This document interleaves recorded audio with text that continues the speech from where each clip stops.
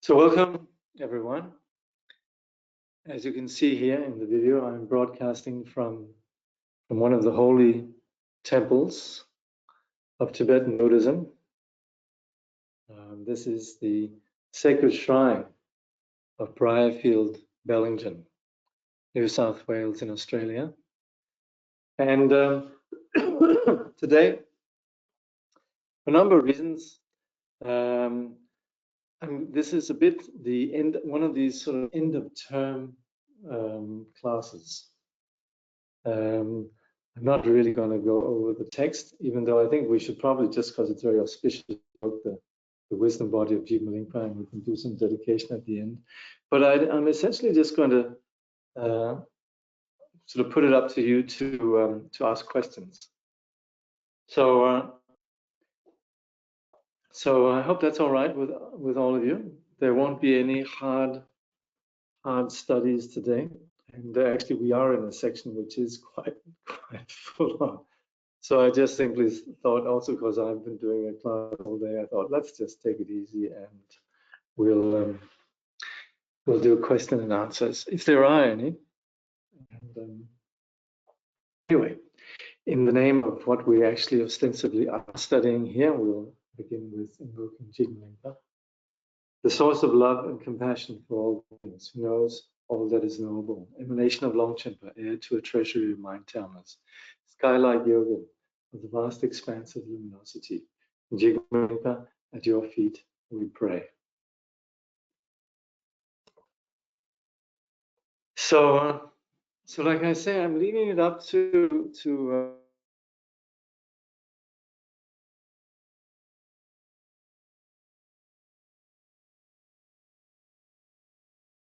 things I wanted to ask about Buddhism, but never dared to ask, sort of thing.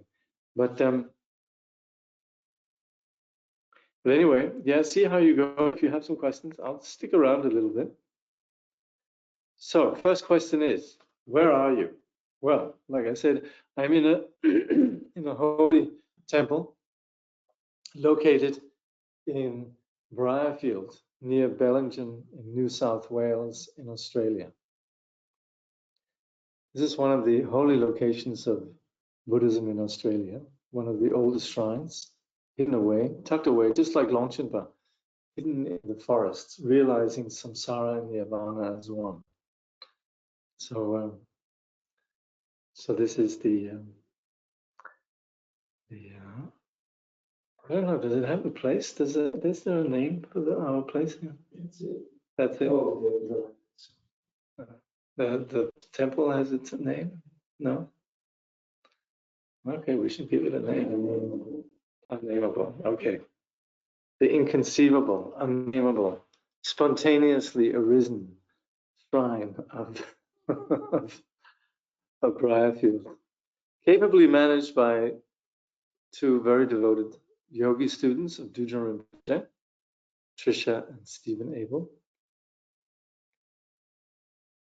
So that was the answer to the first question. Any other questions? I hope the sound and video is okay. I actually don't have my equipment with me right now, so it's a little bit different, but I hope that's okay. Sound and audio, great. Oh, good. Thank you. That's good. Good. Excellent. So, no questions? Come on, I'm sure you can. We've been studying this text for a while. I think we've done some. How many sessions have we done? I think 20 something of this particular text.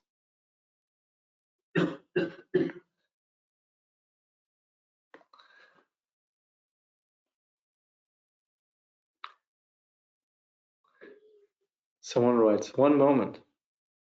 Okay.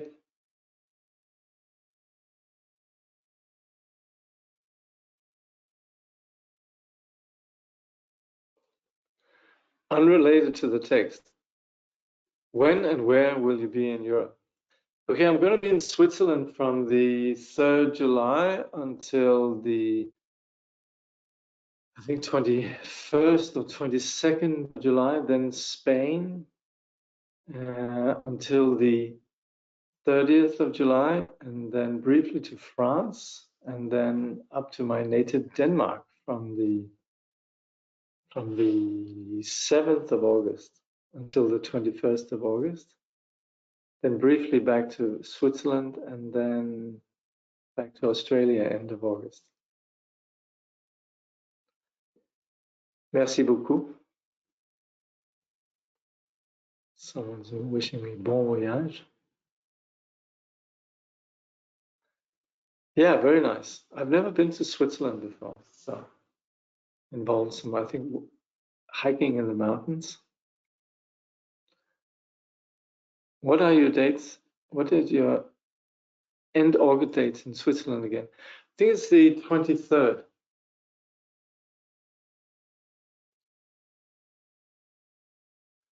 Wow, so many traveling to turn the Buddha Dharma wheel. Have a safe journey. Yeah, also be very nice to go back to Denmark. I haven't been there for a very long time.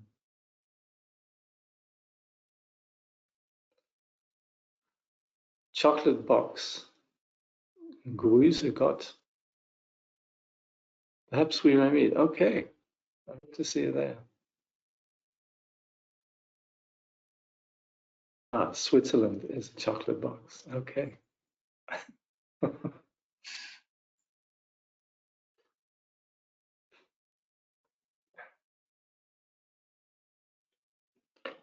Grüße Gott.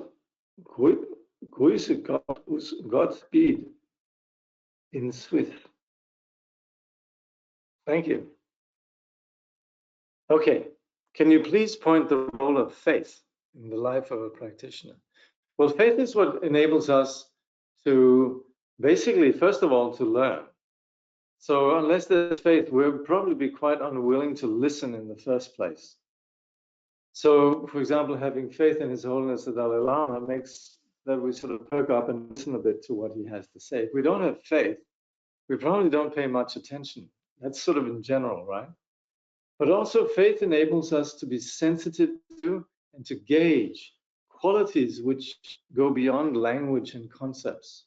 And that's where we would say faith is really, you could say, the essential ingredient in receiving what we call blessings. And that's where we could have some intuition and some appreciation of the qualities of the teacher. So particularly in the Vajrayana, faith is very important.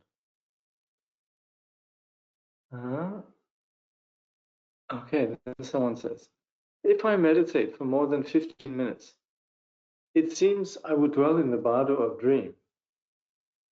Okay, how to keep the mind clear while meditating. Mindfulness. So that's why we would say there are two qualities that we bring to shamatha.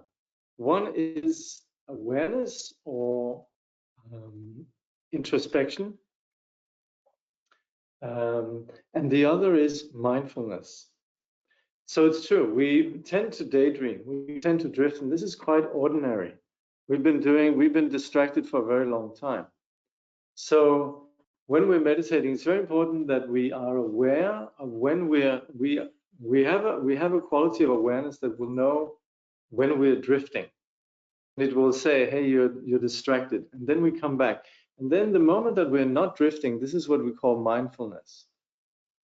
So as we meditate, we train ourselves in being less and less distracted, less and less carried away by daydreams and, you could say, ruminations, and essentially getting entangled in particular storylines. And we become more and more aware of how these ruminations and storylines, they dominate us. And that's where awareness is very helpful. Mindfulness is coming back to what it is that we're focusing on. And in general, when we approach meditation when we're new to meditation, it's very helpful to have a focus as we're meditating. So that's where we would have a reference point. For example, it can be the breath, it can be focusing on an image of the Buddha, it can be visualization, but whatever it is, it's something that is the opposite of being distracted. So that's where And it's true what you're saying. If you meditate for more than 15 minutes, that's true. We tend to, when we sit for longer periods, it's less fresh. So sometimes we would say better to meditate many short sessions. Now, when we meditate in a group, it's a little bit difficult to accommodate that. So very often when we meditate in a group, we would sit for longer periods of time. But nevertheless, that would facilitate that our body, our prana, our speed is lessened. And so there's a value in sitting for a longer period, which we, you could say, become increasingly grounded. So if you're a more sort of advanced practitioner, then it could be quite helpful to just do many short sessions. And like Kangyur Rinpoche is always making a point of, there's never a time where we can say we can't meditate. That's really just misunderstanding the nature of meditation when we say that. Because meditation is really just coming back to non-distraction, being present. But it is very helpful to create the circumstances in which mindfulness can happen. And that is where sitting on one's cushion is extremely important, very helpful.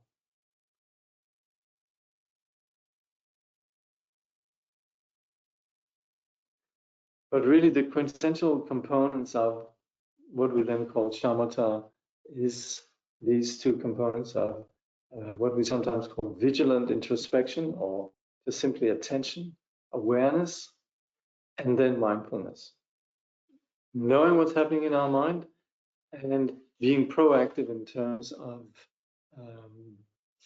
being attentive, being not distracted, which is mindfulness.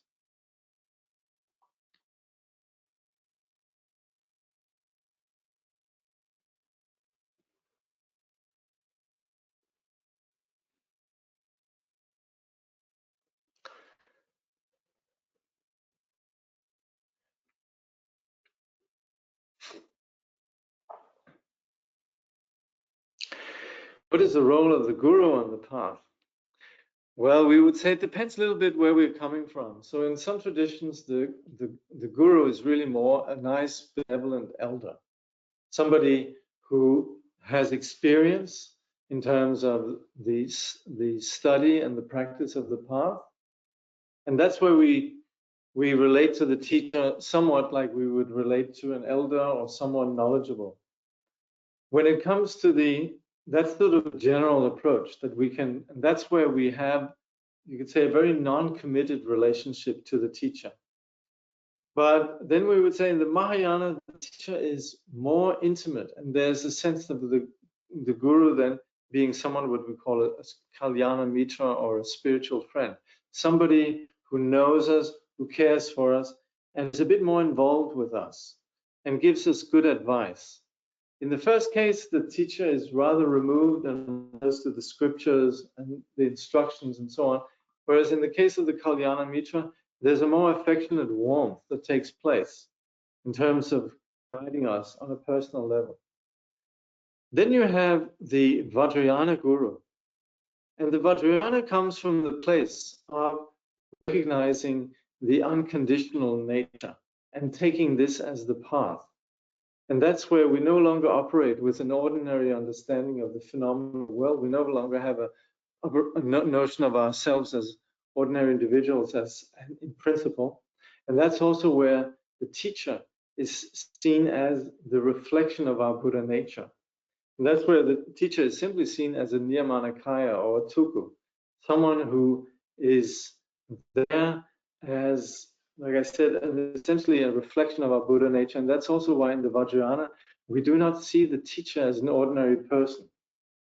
We don't see the teacher as sort of we, of course, out of conventions, we would say, oh, yeah, the teacher was born there and there. Teacher presently is residing in India. The teacher is in America, wherever. But in reality, we need to understand for our process, then it's essential to see the teacher really as Vajradhara, or as Samantabhadra, or as Aryatara, or Yeshe Tsogyal, or Padmasambhava. We see the teacher as someone where every aspect of the teacher, and really from the moment that we engage with the teacher, we all see the phenomenal world in a similar way as not ordinary. And this, of course, is where the teacher then is far more than just someone who is providing information, teachings, and so forth. So as we go along the path, the teacher has an increasingly important role, and also the nature of how we see the teacher changes. Then someone asks, how can we achieve selflessness or no self, especially in light of trying to practice for all the suffering in the world? Without selflessness, how can we practice? Or without selflessness, how can we practice? Well, if you notice in your life, you will have noticed how selfless people are very easy to get along with.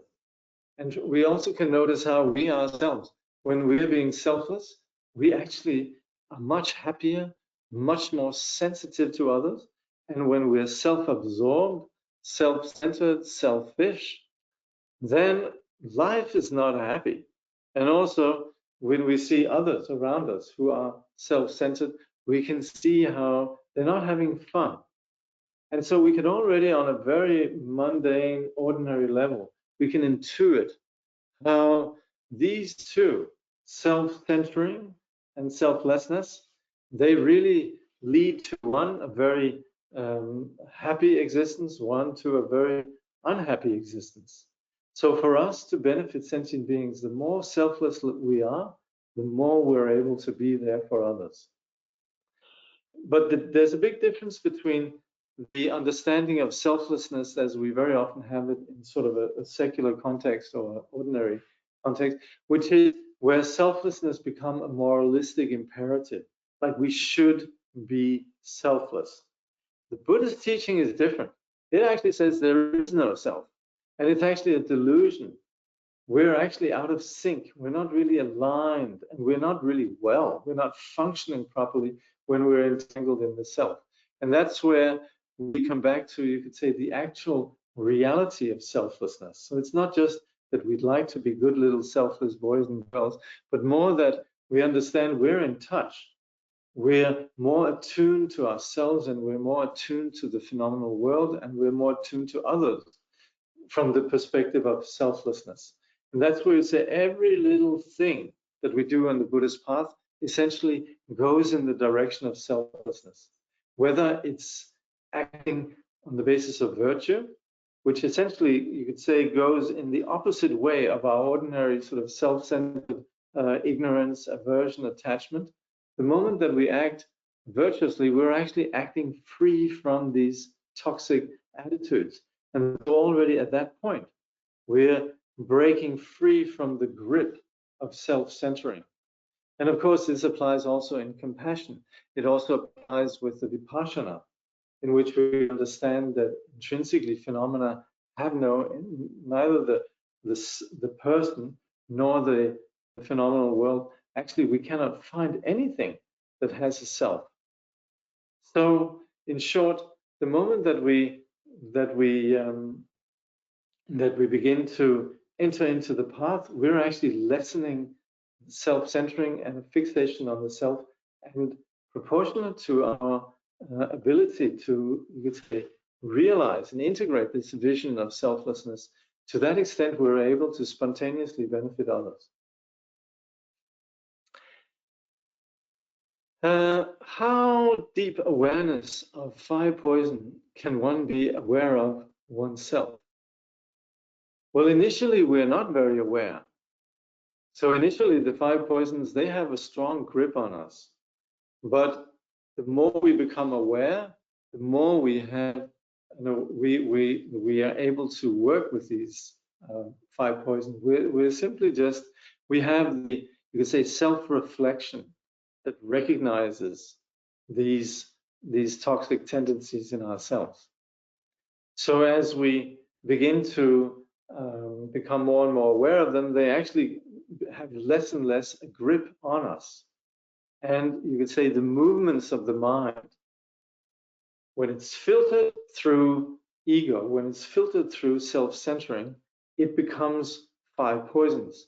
When the energy of the mind is no longer filtered through the ignorance and the self, then we would say these become simply the expression of the nature of mind.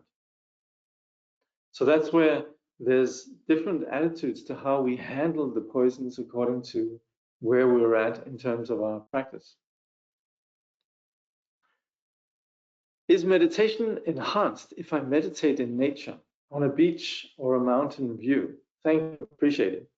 Well, some people would say that shamatha is better accomplished in places where it's more sort of enclosed, like in a forest, and shama and vipassana is better practiced in high places like mountains. So this is in Longchenpa's teachings on places to meditate. But it's rather more than anything, really, meditation is enhanced when it's regular, when we have regular meditation. So to sort of think, oh, I can only meditate in particular places, this actually a little bit prevents us from just having you could say, an ordinary relationship to meditation. When we go a particular place, if we're doing a retreat, okay, then we can say, okay, I'd like to go and meditate in a particular place. Then if we're emphasizing something like aspects of vipassana or completion stage practice, then the mountain will be very good. Otherwise, quite fine to meditate wherever we could be in terms of just achieving meditative stability.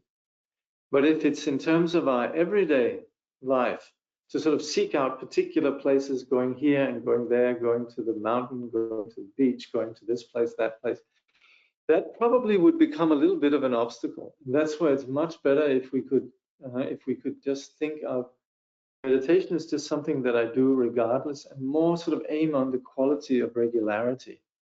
That, I think, particularly for the modern person, is quite important.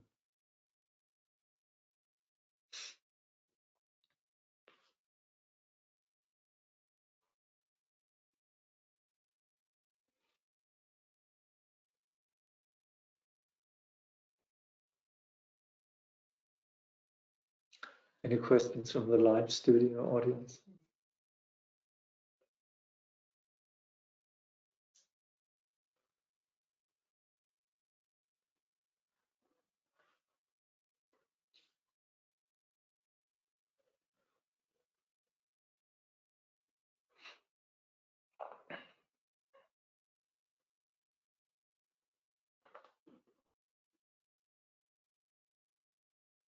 How can you explain the purpose of wrathful deities to someone who's sort of new and unaccustomed to that form? So the question is, how can you explain wrathful deities to someone who's new to the iconography of Buddhism? Yeah, it's true. And you know, very often people think that these are demons and whatnot. Well, I think we would explain it with the need for compassion to sometimes be very strong. And we actually would, when we look at the bodily form of wrathful deities, they're actually taken from what, for example, in Japan, you have the sumo wrestlers. There's just the notion of very strong persons. So even the female deities, like Kali, is actually a very strong body. So it really just is an expression of strength. But there's also the understanding that compassion doesn't have to be sort of handling others with gloves. That compassion can be very strong, proactive. And that's what's implicit in the wrathful deities. That's the short answer.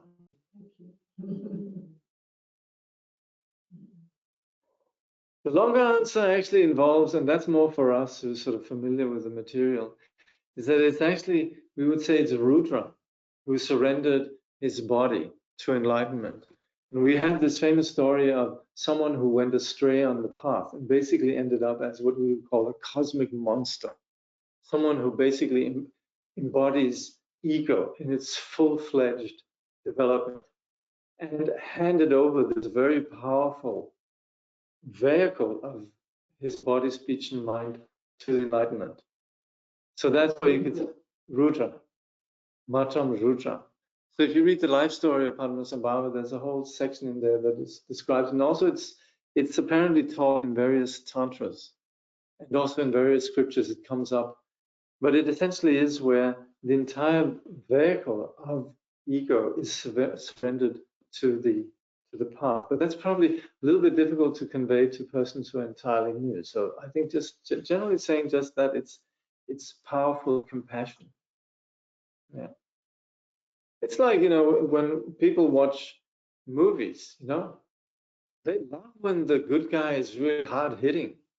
You know, Bruce Willis in Die Hard and whatever. You know, you like the guy being sort of, you know, tough and, you know, all that kind of stuff. You know, we go, yes.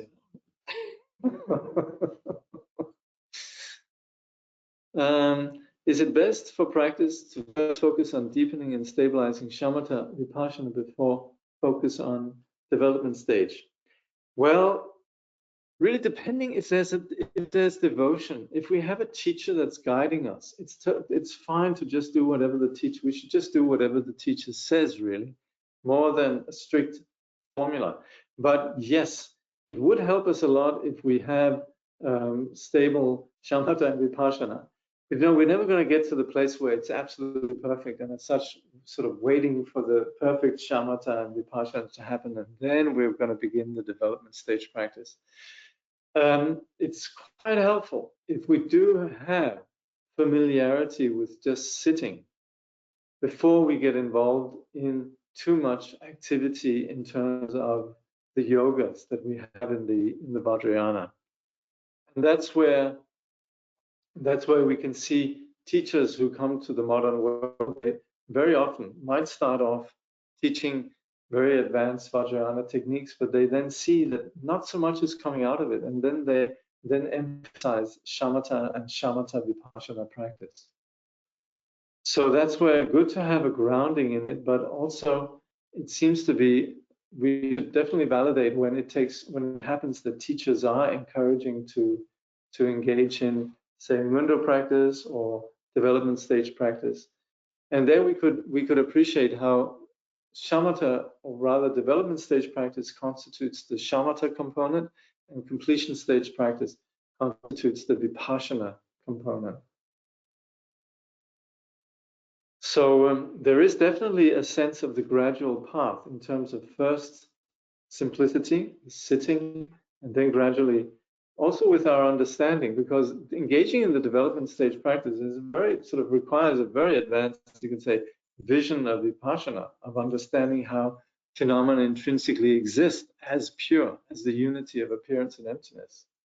So there already has to be that understanding. Otherwise, developing, or rather beginning development stage practice when we barely know what the meaning of this is, really just could very often be sort of exhausting and difficult. And that's where sometimes you see people throw in the towel and saying, I think I'd rather go and meditate on that. This is way too complicated for me.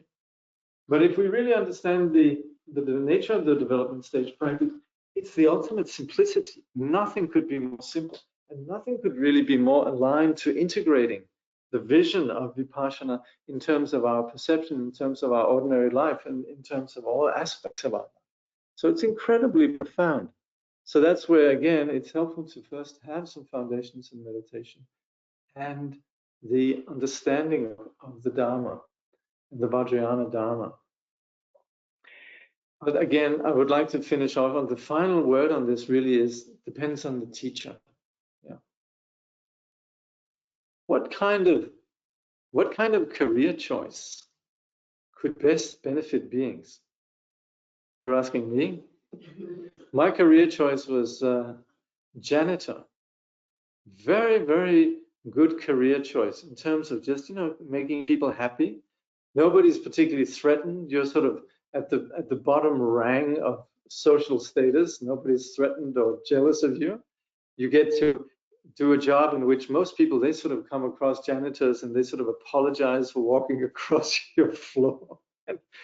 And it's a job in which you have very little worry, and you have really good hours. You're up early, you're off early, and also it gives a lot of flexibility. You're not burdened with a long trajectory of first education, and then the commitments that come with it, and the sort of the notion of going off on retreat is impossible because your career is actually preventing you from going anywhere.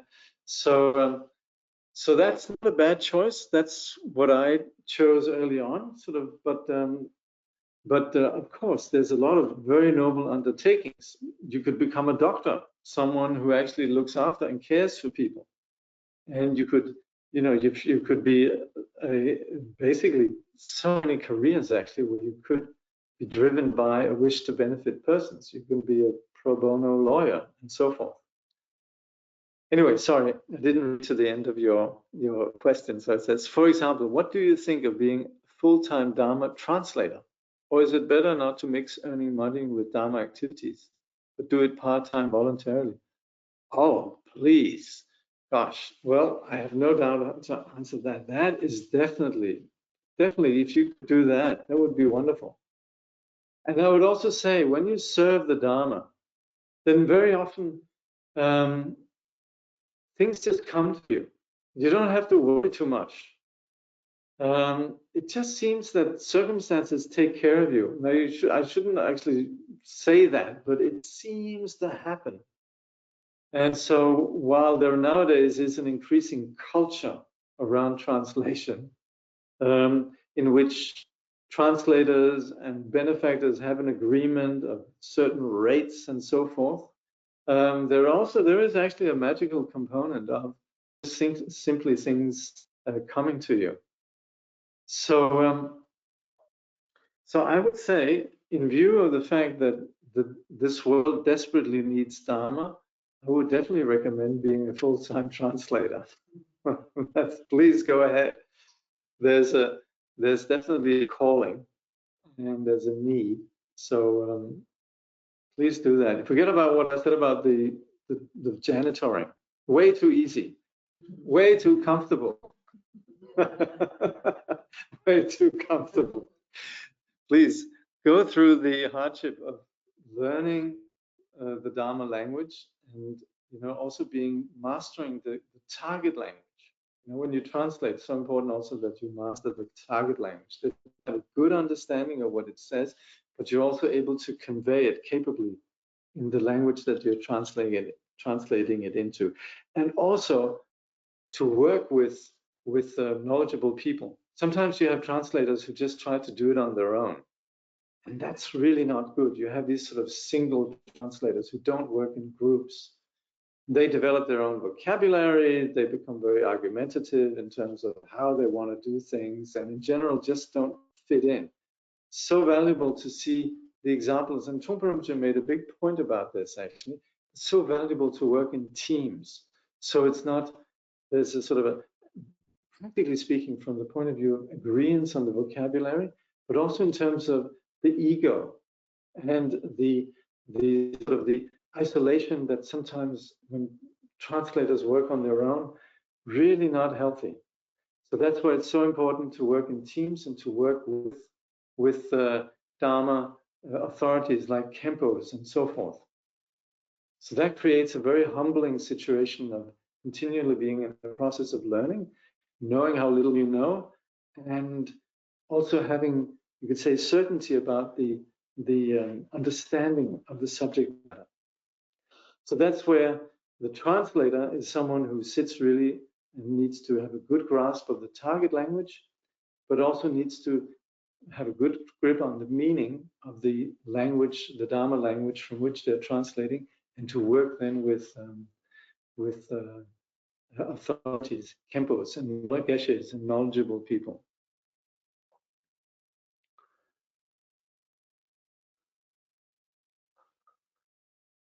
Okay.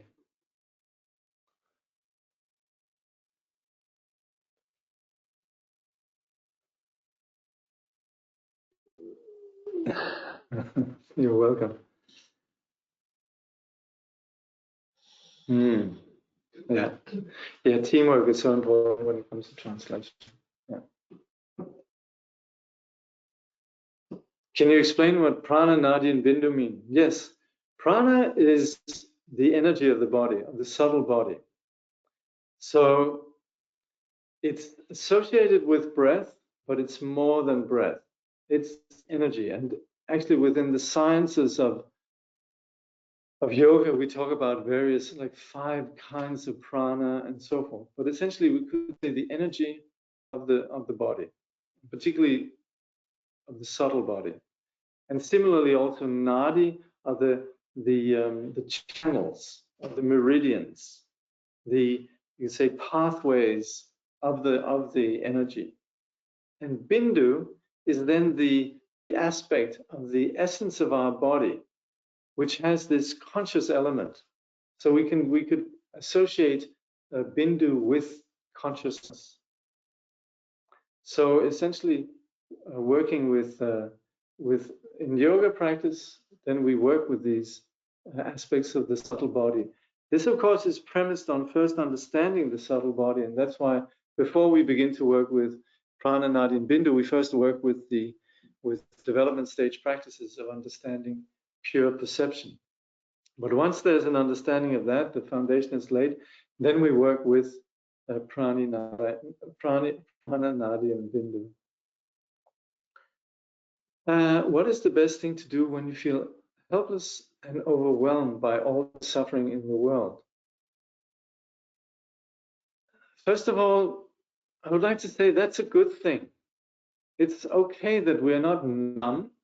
It's okay that we care. And it's okay that we feel raw, and that we actually have such a big heart that we actually are feeling the suffering of the world. But of course, what's implicit in the Buddhist teaching is that everything is workable. Everything is a dependent arising. And we can do something. We can always do something, but we shouldn't become insensitive. So it's not like, I'm feeling there's so much suffering in the world. Oh, if only I didn't feel it. It's not like that. We feel suffering in the world, and for that reason, we want to do something.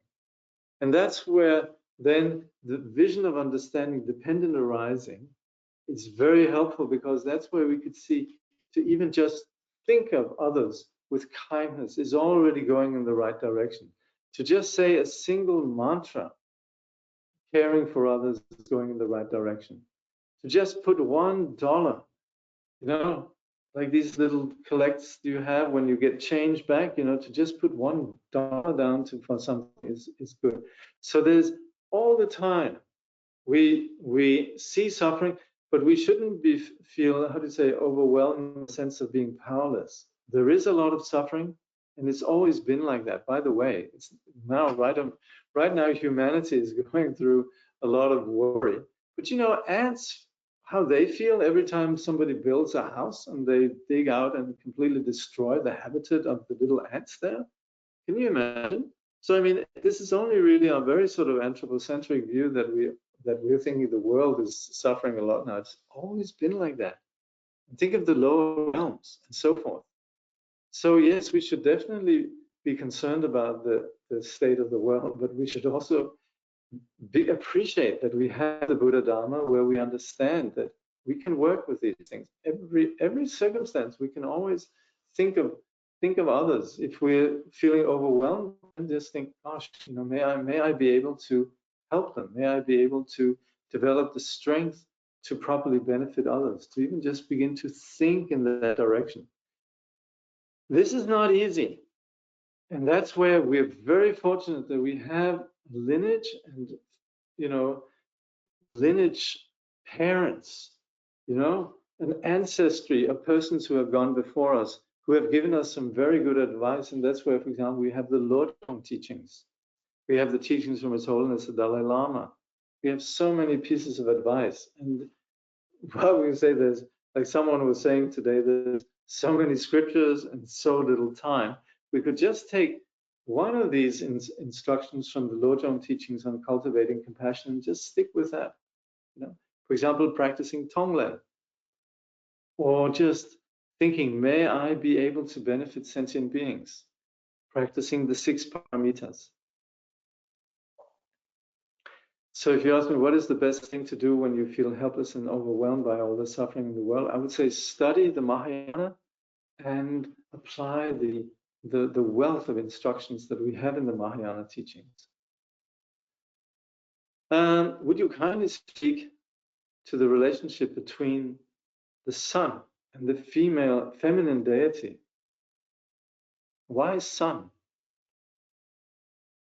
Gosh. Well, we would say that wisdom is like fire. So we sometimes associate the female quality of prajna with the fire that incinerates ignorance. So we say that the feminine has this quality of warmth, of caring, and so forth, which originates from this quality of insight and this quality of wisdom. But it depends how if we're talking yoga practice, then we talk about, you could say, the incineration on the basis of wisdom and the incinerating ignorance. If we're talking about the development stage practice, we associate it with wisdom and you say the nature of the Dharma Dhatu, with the male being the manifestation, the compassionate manifestation. So it really depends a little bit what the context is, but it's a very key element really in you could say the science of the Tantra, science of Vajrayana. Could you please say something about the relationship between relative and absolute bodhicitta? Well, relative bodhicitta is the compassion that takes sentient beings as reference point. It operates within the relative truth, where we think in terms of I and other, self and other sentient beings. So that's relative bodhicitta. And in relative bodhicitta, we operate with these two kinds, which is the bodhicitta of aspiration, wishing to benefit others, and the bodhicitta of application, actually not just wishing it, but actually doing it, being proactive. Absolute bodhicitta is the awakened condition that's free from any reference point. And as such, also, we would say this is the highest kind of bodhicitta because it doesn't operate with the dualistic strings attached. Why a bodhisattva is so effective is because bodhisattva realizes, great bodhisattva realizes not only relative, but also absolute bodhicitta. And as such, doesn't think in terms of I am doing something for others. The bodhisattvas never get tired. That's the reason why they never get tired, is because they have absolute bodhicitta. They're not tied by the notion of that there is me doing something for others and so forth. They don't think, gosh, it's been a slog. That's where, on the other hand, of course, presently we're very much in a situation of being, you could say, immersed and situated within relative truth. So for us, we primarily operate in post-meditation with relative truth, thinking self and other and practicing the paramitas and so forth. But in meditation, we contact and develop some degree of absolute bodhicitta simply through the practice of our vipassana. So it's something that we continually work with, but the first very much operates with relative truth and the second with absolute truth. Okay, regarding the sun and wisdom then, what may one infer about serving them? Is this what is suggested by serving Dharma, or does it go deeper in the third turning of the wheel? Gosh, I don't know. The sun image here. So, yeah, I'm not quite getting your question regarding the sun and wisdom then. Okay. I guess you mean wisdom. I'm not sure about the sun, but yes. What may one infer about serving them? Serving the sun and the wisdom or sentient beings? What is suggested by serving the Dharma, or does it go deeper in the third turning of the wheel? Serving wisdom, I guess. Interesting term. Actually, das, the Indian das, the various dases that we have, Surya Das, is it Surya Das you're thinking? You should write to Surya Das and ask him. Yeah, actually, I think Surya Das should answer this. You should write to Surya and see what he has to say about this. He's a very nice guy.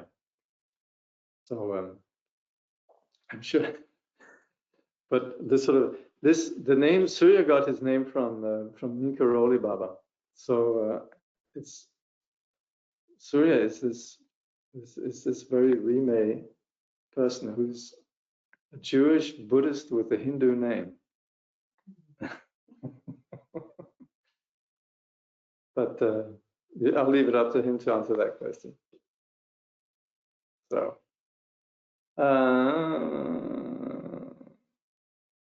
thanks a lot for your talks. Would you advise reading a guided tour of hell? I did, actually. It's written by a very nice person. Him and I had, Sam Burkholz and I had a very nice chat on Zoom some time ago. And I think in there I had actually read it just before I talked with him. So I think I was referring to that sometime. You could hear what he has to say about it. You can find the recording on the Siddhartha Intent website. But gosh, yes, by all means. Yeah, it's interesting. It's sort of, you could say, set in a contemporary context. So yes, yeah, recommended. And also, we have similar. Actually, it belongs to a particular category in Tibetan literature that we call Delok literature.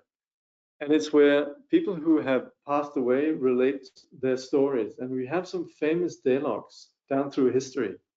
I forget their names, but I remember Jakob Rinpoche's mother. She was such a Delok. And so we have an English translation of her life story, which quite simply is just called Delok, D-E-L-O-G. That's another sort of a more traditional, or rather a traditional Tibetan story, but similar to Sam's A Guided Tour to Hell.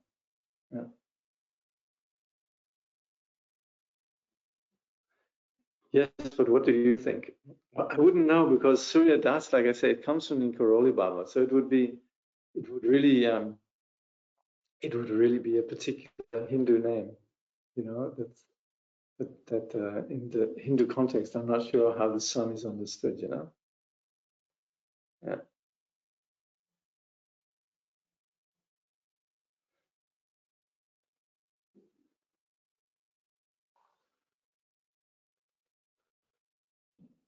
Something Rinpoche, for a period, he operated with a program that he called Dharma Das. That essentially eventually became what we now call the Mudruga. But there he meant that Dharma Das was a servant of the Dharma. And of course, that means that we're committed to the teaching, we're committed to the Mahayana vision of serving sentient beings, and certainly, just in general, committed to serving the Buddha Dharma. So that's all I can say about Das as it occurs sort of in our neighborhood.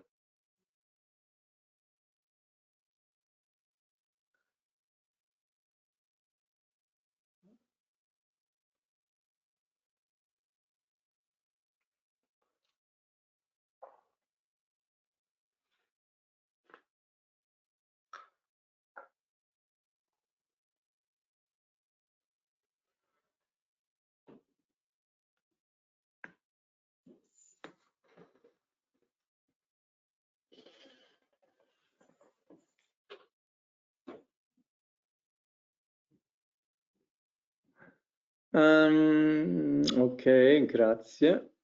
I thought there was also a sense of service in Vajrayana. Well, there is. There's always a sense of service, but it's particular in different ways. Yeah, I mean, of course, you're serving, you're making offerings, and so forth. But yeah, you have to be a bit more specific, I think.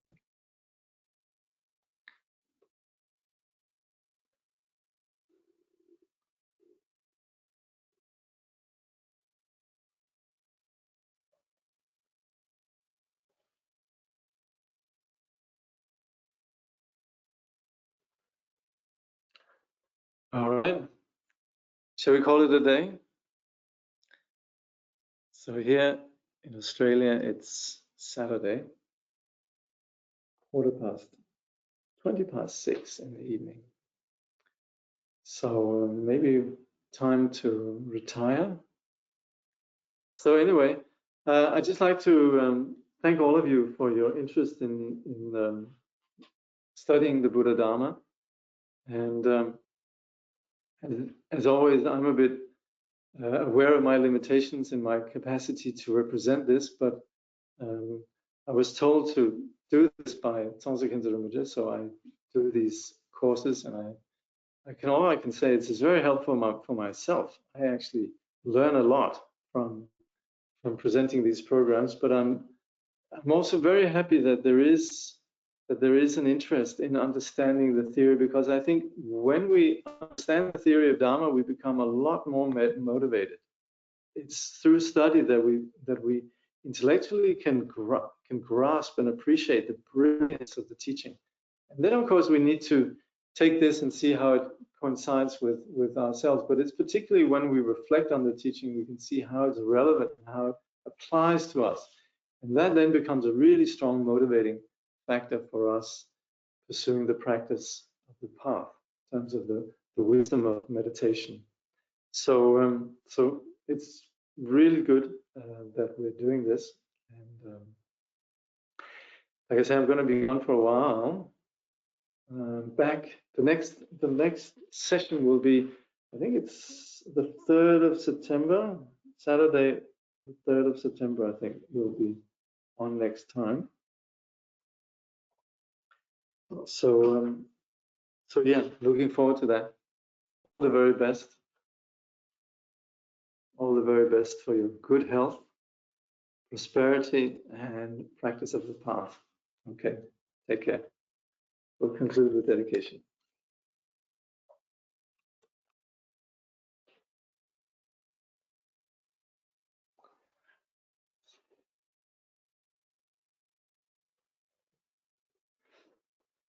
Through all our births, wherever we may be born, may we be endowed with some good qualities of the higher realms. As soon as we're born, may we meet with the Dharma and have the freedom to practice it properly. At that time, may we please the Holy Gurus and practice the Dharma throughout the day and night. Realizing the Dharma and accomplishing its essential meaning, may we cross the ocean of existence in that life. Thoroughly teaching the Holy Dharma in this world, may we never tire of accomplishing the benefit of others. By this vast benefit of others, without partiality or bias, may all attain Buddhahood together.